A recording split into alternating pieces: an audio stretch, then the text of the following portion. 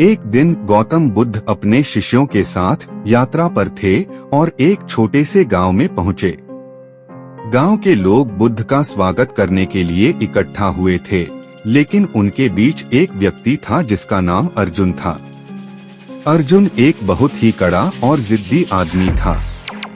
वह हमेशा अपनी गलती स्वीकारने से इनकार करता था और किसी के भी आदेश या सलाह को नकार देता था।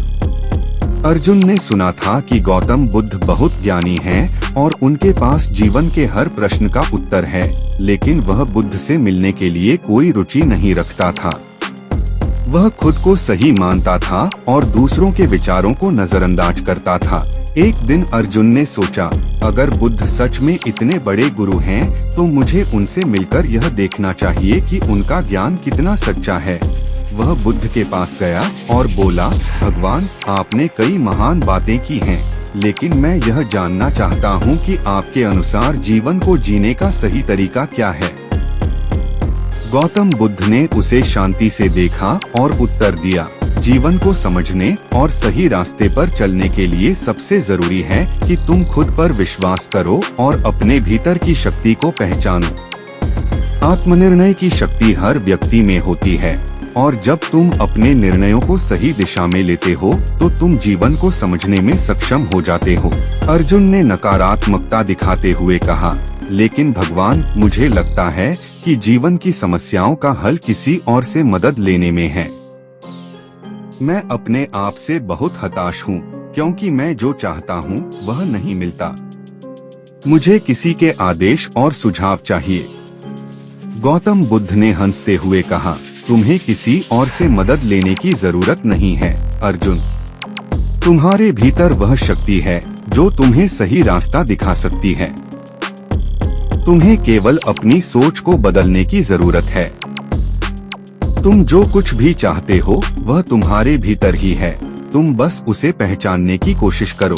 बुद्ध ने अर्जुन को एक सरल उदाहरण दिया, तुम एक बीज की तरह हो जिसे तुमने अपनी पूरी शक्ति के साथ उगने का मौका नहीं दिया। तुम हमेशा बाहरी परिस्थितियों पर निर्भर रहते हो, लेकिन तुम जो चाहते हो वह तुम्हारे भीतर ही है। जब तुम अपने भीतर की शक्ति को पहचानोगे और खुद पर विश्वास करोगे तो तुम अपनी मंजिल तक पहुंच सकते हो। अर्जुन बुद्ध की बातों को सुनकर थोड़ी देर तक चुप रहा। उसे लगा जैसे उसके भीतर कुछ नया जाग गया हो। उसने महसूस किया कि अब तक वह खुद को और अपनी शक्ति को पहचानने से चूका था।